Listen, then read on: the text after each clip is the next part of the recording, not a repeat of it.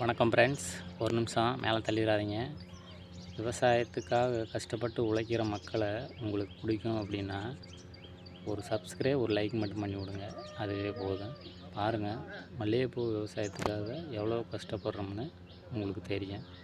பார்த்துட்டு அதுக்கப்புறமா லைக் பண்ணுங்கள்.